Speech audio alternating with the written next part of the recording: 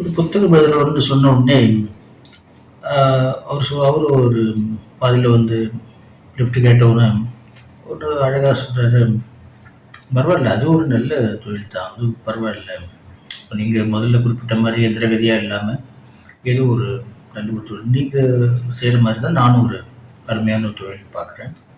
இல்லை கோடியில் ஒருத்தவங்களுக்கு தான் அதெல்லாம் அமையும். ஏதாவது வித்தியாசமாக மற்றவங்க, அதாவது நீ நீ சொல்ல வர்றது என்னென்னா மற்றவங்க செய்யாத நம்ம செய்யணும் அப்படின்னு சொல்ல வர இல்லையா அப்படின்னு இவர் கேட்பார் எழுத்தாளர்.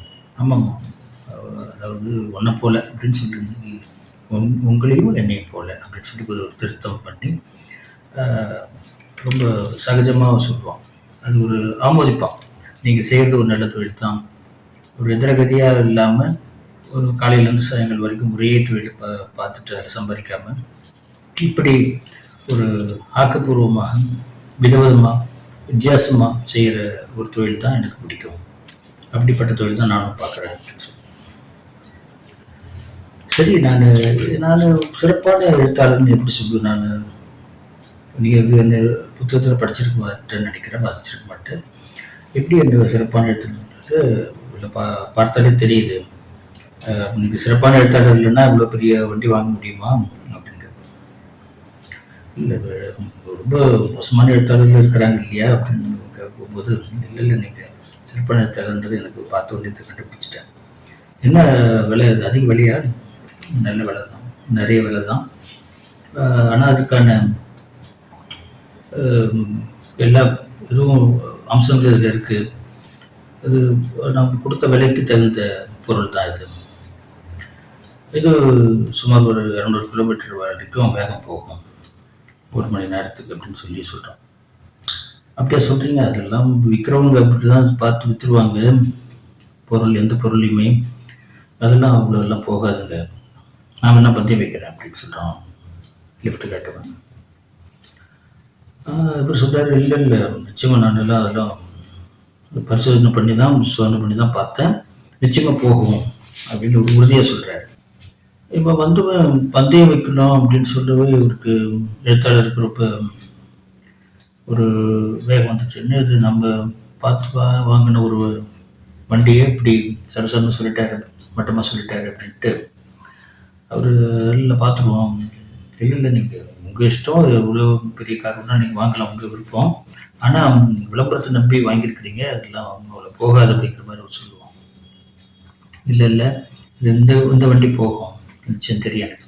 அப்போ பார்த்துருவோம், நீங்கள் இந்த வேகத்தை எனக்கு நீங்கள் சொன்ன மாதிரி அந்த அளவுக்கு வேகம் போச்சுன்னா நான் ஒத்துக்கிறேன். கொஞ்சம் நேரம் கழிச்சு ஏன்னா கொஞ்சம் இந்த பாதை நல்ல ஒரு இரட்டை பாதையாக வரட்டும், கொஞ்சம் அகலமான பாதை, செயின்ட் பீட்டர்ஸ்பர்க் அந்த ரவுண்டான தாண்டின உடனே வரும் அப்படின்றதால ஒரு தெரியும்.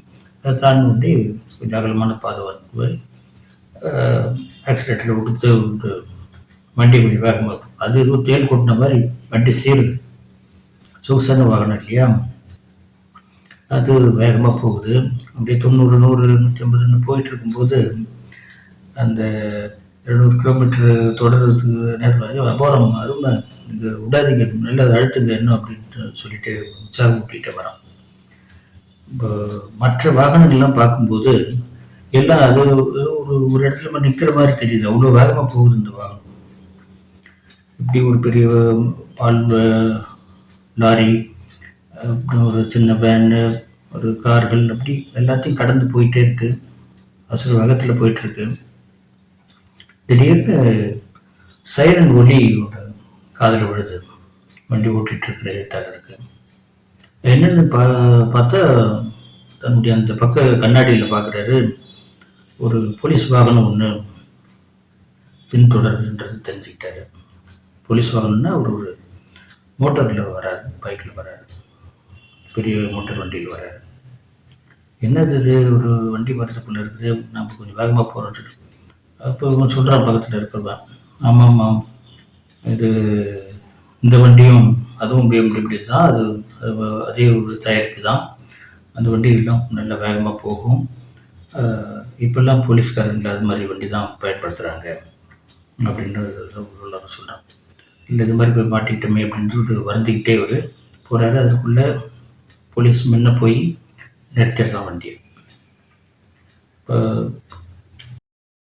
ஒரு வண்டியை நிறுத்திட்டு தன்னுடைய மோட்டார் வாகனத்தை நிறுத்திட்டு இறங்கி அந்த நோட் புக்கு கையில் எடுத்துக்கிட்டு வர்றாரு அவர். ரொம்ப தொந்தியோட கொஞ்சம் வாட்ட சாட்டமாக இருக்கிற அந்த போலீஸ்காரர் இவரை பார்த்தோன்னே அவருக்கு காதுகிட்ட வந்து சொல்கிறான், பார்த்தா அவர் கோட்டா மாதிரி இல்லை அவர் பார்க்குறதுக்கு அப்படின்னு சொல்லி அப்பயும் ஒரு எல்லாம் ஒரு வர்ணனை கொடுக்குறான் அந்த இதில் இறங்குவேன். அது மட்டும் இல்லை சொல்கிறான், நீங்கள் அதிகமாக எதுவும் தேவையில்லாமல் வார்த்தைகளை விடாதீங்க, பேசாதீங்க, முகத்தை அப்படியே இறுக்கமாக வச்சுக்கிட்டு கேட்ட கேள்விகளுக்கு மட்டும் பதில் சொல்லுங்கள். என்னப்பா நீ வேறு ஒரு நாள் போய் மாட்டிக்கிட்டேன் பாரு, எனக்கு இதெல்லாம் பிடிக்காது, எனக்கு இது மாதிரியான விஷயம் வரும் போலீஸ்கிட்ட போய் பதில் சொல்கிறதெல்லாம் அப்படின்னு தன்னை நொந்துக்கிட்டே போய் காரை திறந்து கண்ணாடி திறக்கிறான். இறங்கும்போது அவர் வந்து கிட்ட இருந்து நின்று, உள்ள எவ்வளோ வேகத்தில் வந்தீங்கன்னு தெரியுமா உங்களுக்கு அப்படின்னு கேட்குறாரு. சொல்ல தயங்கும் போது இவ்வளோ வேகத்தில் வந்தீங்க, ஏன்னா நான் இவ்வளோ வேகத்தை கடந்து தான் நான் வந்து உங்களை நிறுத்த சொன்னேன். என்ன ஏதாவது உங்களுடைய பெண் சீட்டில் யாராவது கர்ப்பிணி பெண் இருக்கிறாங்களா, அவங்கள வேகமாக கொண்டு போய் மருத்துவமனையில் சேர்க்கறதுக்காக போகிறீங்களா? இல்லை இல்லை.